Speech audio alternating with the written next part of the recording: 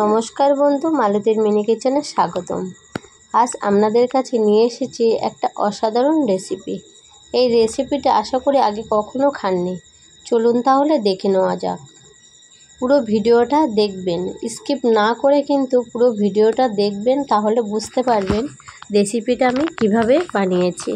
প্রথমে আমি এক আঁটি শাক নিয়েছি, কেটে ধুয়ে পরিষ্কার করে নিয়ে এলাম। এবার শুকনো কড়াইয়ের মধ্যে কিন্তু এই শাকগুলো আমি তুলে দেব। সমস্ত শাকগুলো কিন্তু আমি এই কড়াইয়ের মধ্যে তুলে দিলাম। এবার শাকগুলো তুলে দেওয়ার পরে কিন্তু আমি দিয়ে দেব বেশ একটা রসুনকে ছাড়িয়ে নিয়েছি। এই ছাড়ানো রসুনটা এই শাকের মধ্যে দিয়ে দেব, আর দিয়ে দেব কয়েকটা কাঁচা লঙ্কা, আর দেব সামান্য পরিমাণে লবণ। দেখতেই পাচ্ছেন এগুলো কিন্তু সব দিতে হবে এই শাকগুলো ভাবানোর সময়। দিয়ে একটা ঢাকনা দিয়ে একটু ভাবিয়ে নিতে হবে।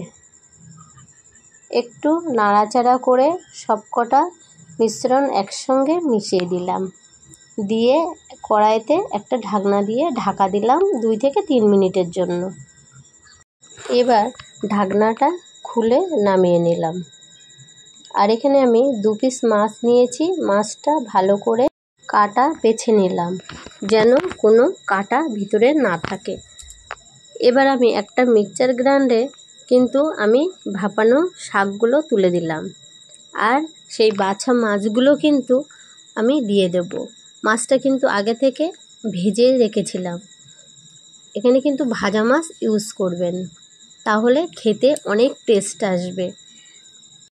এবার আমি দিয়ে দিলাম 1 চামচ মতন মরিচ গুঁড়ো। বন্ধুরা, আপনারা কিন্তু মরিচ গুঁড়োটা অবশ্যই দেবেন, তাহলে কিন্তু টেস্টটা আরও দারুণ হবে। এবার কিন্তু মিক্সচারটা ঘুরিয়ে আমি ব্লেন্ড করে নিলাম। একটা কড়াইয়ের মধ্যে আমি দিয়ে দিলাম এখানে পরিমাণ মতন সর্ষের তেল। সর্ষের তেলটা দিয়ে বেশ ভালো করে গরম করে নিতে হবে। কড়াইটা বেশ ভালোভাবে গরম হয়ে গেলে এর ভিতরে তুলে দেব কালো জিরে ও 2টো শুকনো লঙ্কা। আর হ্যাঁ বন্ধুরা, এই রেসিপিটা করে কিন্তু কেউ বুঝতেই পারবে না এটা লাল শাকের ভর্তা মতন হয়েছে। খেতে কিন্তু দারুণ টেস্ট আসবে। আপনারা একবার হলেও কিন্তু বাড়িতে বানিয়ে এটা খেয়ে দেখবেন। আমার মেয়ে তো বুঝতেই পারিনি যে এটা আমি কি রান্না করেছি। দেখুন, তেলের মধ্যে কিন্তু আমি শাকের মিশ্রণটা তুলে দিলাম। দিয়ে পরিমাণ মতন লবণটা আগে একটু দেওয়াই ছিল, তবে সামান্য দিয়ে দিলাম একটু চিনি আর হলুদ গুঁড়ো দিয়ে ভালো করে এবার নেড়ে নিতে হবে। নেড়ে কিন্তু একটু শুকিয়ে নিতে হবে। বেশ ভালো করে নাড়াচাড়া করে এটা একটু ভাজা ভাজা করে নিতে হবে। দেখুন, অনেকটা শুকিয়েই এসেছে। এবার আমি একটা পাত্রে নামিয়ে নেব। আমার কিন্তু লাল শাকের ভর্তা এখানে রেডি। একটা পাকা লঙ্কা দিয়ে কিন্তু সার্ভ করলাম। আর হ্যাঁ বন্ধুরা, এই রেসিপিটা যদি আপনাদের ভালো লেগে থাকে, প্লিজ একটা লাইক, কমেন্ট, শেয়ার ও সাবস্ক্রাইব করতে ভুলবেন না।